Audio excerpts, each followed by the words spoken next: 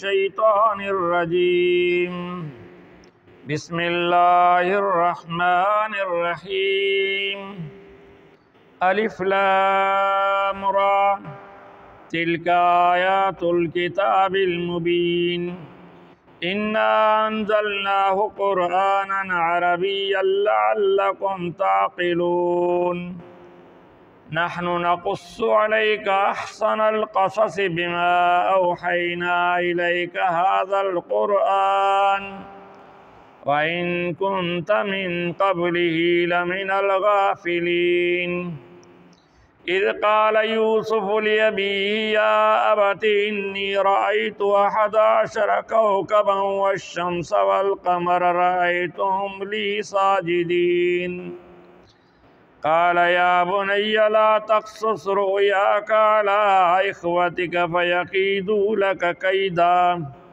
إن الشيطان للإنسان عدو مبين صدق اللہ العظیم۔ یہ سورۃ یوسف ہے۔ اس سورت کی ابتدا سے لے کر آخر تک اللہ رب ذوالجلال نے حضرت یوسف علیہ السلام کا قصہ بیان فرمایا ہے۔ ویسے قرآن میں یہ طریقہ رہا ہے کہ کسی بھی نبی کا یا کسی بادشاہ کا کوئی بھی قصہ بیان کیا ہے تو کچھ حصہ ایک جگہ، کچھ حصہ دوسری جگہ، کچھ حصہ تیسری جگہ، پھر کہیں کہیں ان حصوں کو دہرایا بھی گیا ہے، ایک صورت میں بھی ہیں دوسری صورت میں بھی ہیں۔ لیکن اللہ رب ذوالجلال نے قرآن مجید میں جو تفصیل سے ایک کی جگہ باقاعدہ تسلسل کے ساتھ صرف یہی قصہ حضرت یوسف علیہ السلام کا نازل فرمایا، کیونکہ نبی صلی اللہ علیہ وسلم امی یعنی ان پڑھ تھے۔ یہودیوں نے نبی صلی اللہ علیہ وسلم سے سوال کیا تھا کہ یعقوب علیہ السلام تو شام میں تھے، فلسطین میں تھے، اور بنی اسرائیل والے مصر کیسے گئے ہیں؟ یہ یوسف علیہ السلام کے قصے کچھ تو حالات تورات میں آ چکے تھے جو یہودی پڑھتے تھے، عبرانی زبان میں یہ کتاب تھی، عربیوں کو زیادہ تر معلوم نہیں تھا، تھوڑے پڑھے لکھے لوگ ہوتے تھے، پھر نبی اکرم صلی اللہ علیہ وسلم سرے سے پڑھے ہوئے بھی نہیں تھے، تو اسی وجہ سے انہوں نے نبی سے یہ قصہ پوچھا۔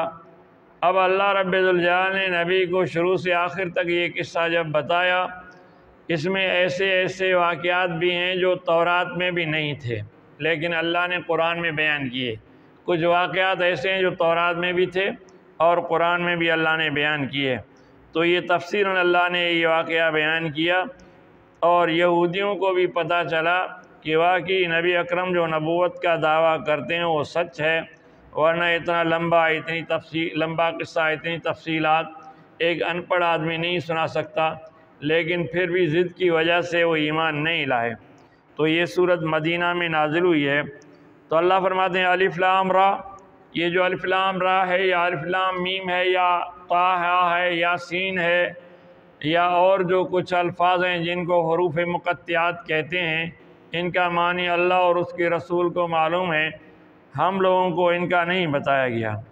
تو فرماتے ہیں تلک آیات الکتاب المبین، یہ واضح اور تفصیلی کتاب کی آیتیں ہیں، یعنی یہ جو قرآن مجید ہے اس کی آیتیں واضح ہیں اور اللہ نے کھول کھول کر چیزوں کو بیان کیا ہے۔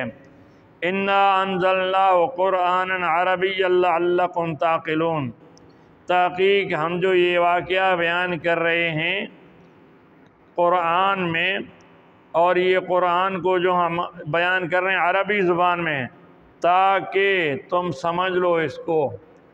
یہودی بھی عربی تھے، وہاں کے یہودی جو مدینہ میں رہتے تھے وہ عربی تھے اور بھی جانتے تھے، اور نبی صلی اللہ علیہ وسلم دوسرے لوگ بھی عربی تھے، تو اللہ نے فرمایا یہ قرآن اسی لیے بھی ہم نے عربی اتارا ہے تاکہ تم اس کو سمجھ لو اور باقی جو دوسری زبان میں ہوتا کچھ وقت تو زبان سیکھنے میں لگ جاتا، کچھ پھر ان کے معامنی سیکھنے میں لگ جاتا، تو اسی طرح بڑی پریشانی ہوتی۔ تو اسی لیے جیسے تمہاری اپنی زبان عربی ہے تو یہ قرآن مجید بھی میں نے عربی میں نازل فرمایا۔ یہی اصول ہے مقرر کا اور خطیب کا کہ سننے والے جو زبان زیادہ سمجھتے ہوں اس زبان میں بات کرے، یا جو ملکی زبان ہے جس کو اکثر لوگ سمجھتے ہوں اس زبان میں بات کرے۔ ہاں باقی کہیں کوئی ایک علاقائی زبان ہے، سب علاقائی زبان والے ہیں تو ان کے لیے اپنے علاقائی زبان بات کرے، اور اگر ایسا استاد ہے جو شاگرد ہیں اس کے پاس مثلا انگلش پڑھا رہا ہے، وہ انہیں سکھانا چاہتا ہے پھر انگلش میں بیان کرے، عربی پڑھانا چاہتا ہے عربی میں بیان کرے، اردو پڑھانا چاہتا ہے اردو میں بیان کرے، فارسی سکھانا چاہتا ہے فارسی میں بیان کرے۔ تو اسی لیے یہی طریقہ ہے کہ سننے والے جس زبان کو زیادہ سمجھتے ہوں خطیب اس زبان کو استعمال کرے۔ نحن نقص علیک احسن القصص، ہم آپ کے سامنے قصوں میں سے ایک بہترین قصہ بیان کرتے ہیں۔ یہ کون بیان کرتا ہے؟ اللہ تعالیٰ۔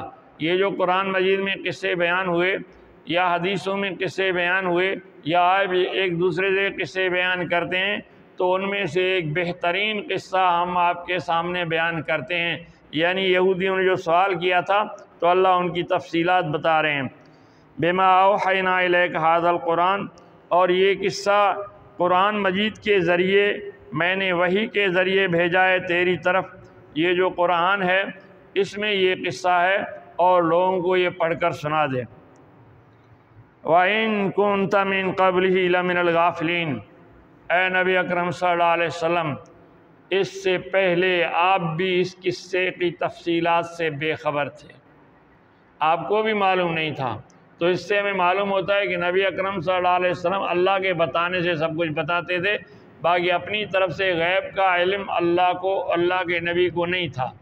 تو اس طرح اللہ خود فرماتے ہیں کہ اس سے پہلے اس قصے سے آپ بے خبر تھے، آپ کو معلوم نہیں تھا۔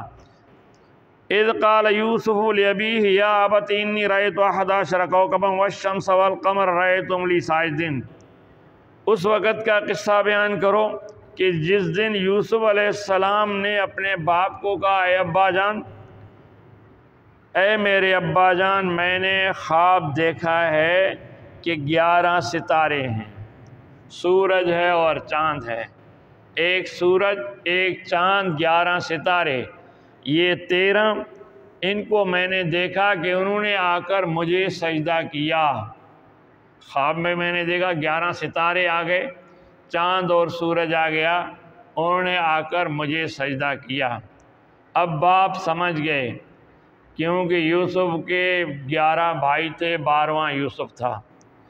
اسی طرح ماں باپ چاند ستارے اور 11 جو ہے تو بھائی یہ ستارے اور ماں باپ چاند اور سورج، انہوں نے سجدہ کیا تھا۔ تو یعقوب علیہ السلام سمجھ گئے کہ اس کا مطلب یہ ہے کہ یہ بڑے ہو کر اس کے ماتحت ہوں گے، ان کے پیچھے چلیں گے، ان کے مطیع ہوں گے۔ تو یہ انسان خواب دیکھتا ہے، خواب کی 3 قسمیں ہوتی ہیں، ویسے تو جزیات اور بھی زیادہ ہوتی ہیں لیکن مجموعی طور پر مختصر لفظوں میں خواب کے 3 حصے ہوتے ہیں۔ ایک انسان جو کام کرتا ہے، جو خیالات کرتا ہے، وہ خواب میں نظر آ جاتے ہیں۔ مثلا ایک آدمی استاد ہے تو خواب میں دیکھتا ہے میں شاگردوں کو پڑھا رہا ہوں۔ ایک آدمی مستری ہے، وہ خواب دیکھتا ہے کہ میں اپنا کام کر رہا ہوں۔ یہ اپنے جو ہے تو یہ خواب اپنی مشغولیات کے ہوتے ہیں یا خیالات۔ مثلا ایک آدمی لندن جانا چاہتا ہے، وہ خواب دیکھتا ہے کہ میں لندن گیا ہوں یا جا رہا ہوں۔ ایک آدمی حج کرنا چاہتا ہے، تڑپ زیادہ ہے، خواب میں وہ دیکھتا ہے میں حج کرنے جا رہا ہوں۔ تو اس طرح خیالات بھی آ سکتے ہیں اور اس طرح اپنی مشغولیات بھی خواب میں آ سکتے ہیں۔ اور دوسرا، شیطان کی طرف سے کچھ خیالات آتے ہیں، کچھ چیزیں آتی ہیں، شیطان الٹے سیدھے واقعات دکھاتا ہے، الٹی سیدھی چیزیں دکھاتا ہے، انسان کو پریشان اور الجھن دکھاتا ہے، تو یہ شیطان کی طرف سے بھی خواب ہوتے ہیں۔ تیسرے خواب رحمان کی طرف سے، اللہ کی طرف سے ہوتے ہیں، خوشخبری ہوتے ہیں، بشارتیں ہوتی ہیں، یا آنے والے واقعات سے خبردار کرنے کے لیے، باخبر کرنے کے لیے ہوتے ہیں، تو یہ اللہ تعالیٰ کی طرف سے بھی خواب ہوتے ہیں۔ باقی جو شیطانی خواب ہیں، خیالاتی خواب ہیں، ان کی تو تعبیر نہیں ہوتی۔ باقی رحمانی خیالات ہیں، ان کی تعبیر ہوتی ہے۔ تو اس نے کہا ابا جان میں نے خواب دیکھا ہے کہ 11 ستارے، سورج اور چاند انہوں نے آ کر میرے سامنے سجدہ کیا، جھک گئے ہیں۔ قال یا بنی لا تقصص رؤیاک علی اخوتک، کہنے لگا اے میرے بیٹے اس قصے کو، اس خواب کو اپنے بھائیوں کو مت بتانا۔ یوسف کے 10 بھائی دوسری ماں سے تھے، یوسف اور بنیامین دوسری ماں سے تھی، تو اب باقی جو دوسری ماں تھی ان کی تو ویسے ہی مخالفت کرتے، یوسف کو پریشان کرتے، اور اپنے جو بھائی تھا اس کو راز بتاتا، وہ بھی شاید دوسرے بھائیوں کو بتا دیتا۔ تو اسی لیے یوسف نے کہا تھا کہ باقی بھائیوں کو مت بتانا، اس قصے کو میں اور تو محدود سمجھنا اور کسی اور کو نہیں بتانا۔ اتفاق کی بات ہے کہ یہ بات چیت ایک بھائی نے سن لی تھی۔ اب یہیں سے جو ہے تو بھائیوں میں اختلاف شروع ہو جاتا ہے۔ اب اللہ تعالیٰ کی قدرت ہے کہ اللہ نے یوسف علیہ السلام کو بہت حسین بنایا تھا، خوبصورت بنایا تھا، با اخلاق با ادب بنایا تھا۔ دوسرے بھائی بھی تھے لیکن یوسف علیہ السلام میں اللہ نے خوبیاں، نیکی، شرافت، حسن بہت زیادہ دیا تھا، تو یعقوب علیہ السلام بھی اس کو زیادہ چاہتے تھے۔ تو بھائی حسد کرتے تھے کہ ہم سے ابو جان اتنا پیار نہیں کرتے جتنا یوسف سے کرتے ہیں۔ تو فرمایا یا بنی لا تقصص رؤیاک علی اخوتک، اے بیٹے اپنے بھائیوں کو یہ قصہ نہ بتانا، فکیدوا لک قیدا، پھر وہ تمہارے خلاف منصوبے بنائیں گے، ان الشیطان للانسان عدو مبین، اور یہ منصوبہ انہیں شیطان بنانے میں مدد کرے گا، دل میں ڈالے گا، کیونکہ شیطان انسان کا کھلا ہوا دشمن ہے۔ انسان جو دوسرے سے نفرت کرتا ہے، حسد کرتا ہے یا مخالفت کرتا ہے تو یہ شیطان کی وجہ سے، کیونکہ شیطان تو یہی چاہتا ہے لڑائی جھگڑے اور فتنے فساد ہوں۔ وَكَذَلِكَ يَجْتَبِيكَ رَبُّكَ، اسی طرح اللہ تعالیٰ تجھے جو ہے تو برگزیدہ کرے گا، یعنی بڑا ہو کے تو بڑے مقام پر پہنچے گا۔ جیسے یعقوب نبی تھے، اس کو ہی پتہ چلا کہ میرا بیٹا یوسف علیہ السلام بھی اللہ کا خاص بندہ ہوگا، برگزیدہ ہوگا، اللہ کا پیارا ہوگا۔ وَيُعَلِّمُكَ مِن تَأْوِيلِ الْأَحَادِيثِ، اور تیرا رب تمہیں خوابوں کی تعبیر سکھائے گا، خوابوں کی تعبیر سکھائے گا۔ اب یہاں باپ نے جو کہا کسی اور کو نہ بتانا، اس کا ایک مقصد یہ بھی ہے کہ خواب کی تعبیر کسی جاننے والے اور سمجھدار سے پوچھنا چاہیے، بھی کیسا بھی خواب ہو، اگر وہ خیالاتی نہیں ہے، شیطانی نہیں ہے اور بشاراتی آپ کی سمجھ میں نہیں آ رہی، یا اشاراتی آپ کے سمجھ میں اشارے نہیں آ رہے، تو آپ کسی جاننے والے سے پوچھنا۔ جو عام جاہل سے پوچھو، نادان سے پوچھو، بیوقوف سے پوچھو، وہ الٹی سیدھی بات بتاتے، شاید اسی کے مطابق وہ ہو جائے۔ تو اسی لیے حدیثوں میں ہے خواب دیکھو تو خواب جاننے والے سے، اہل علم سے پوچھو، عام لوگوں سے اس کی تعبیر مت پوچھو۔ تو فرمایا کہ اللہ تعالیٰ تمہیں خوابوں کی تعبیر سکھائے گا۔ وَيُتِمُّ نِعْمَتَهُ عَلَيْكَ وَعَلَىٰ آلِ يَعْقُوبَ، اللہ تعالیٰ اپنی نعمتیں تم پر پوری کرے گا اور یعقوب علیہ السلام کی اولاد پر اپنی نعمتیں پوری کرے گا۔ كَمَا أَتَمَّهَا عَلَىٰ أَبَوَيْكَ مِن قَبْلُ ابراہیم وإسحاق، جس سے اللہ تعالیٰ نے اس سے پہلے تیرے باپ، تیرے دادے جو ہے تو ابراہیم، پرداد ابراہیم اور داد اسحاق علیہ السلام پر اپنی نعمتیں پوری کی، یعنی ان کو نبوت دی، ان کی مدد کی، ان کو ہر طرح سے اللہ رب ذوالجلال نے جو ہے تو آگے رکھا۔ ان ربک علیم حکیم، بے شک تیرا رب جانتا ہے اور حکمت والا ہے۔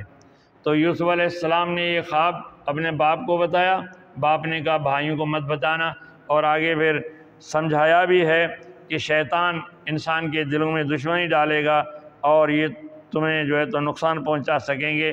بڑا ہو کے اللہ تمہیں نبوت بھی دے گا، اللہ تعالیٰ تمہیں برگزیدہ بنائے گا، اللہ تعالیٰ تمہیں خوابوں کی تعبیر بھی سکھائے گا، اور جس طرح اللہ نے نعمتیں تیرے والد یعنی مجھ کو دی ہیں، تیرے دادا اسحاق کو دیے اور تیرے پردادا ابراہیم علیہ السلام کو دیے، اسی طرح اللہ تعالیٰ تجھے بھی نعمتیں دے گا۔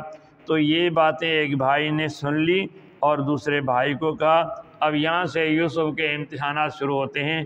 تو اللہ تعالیٰ ہمیں قرآن پڑھنے، اس کو سمجھنے اور اس پر عمل کرنے کی توفیق عطا فرمائے۔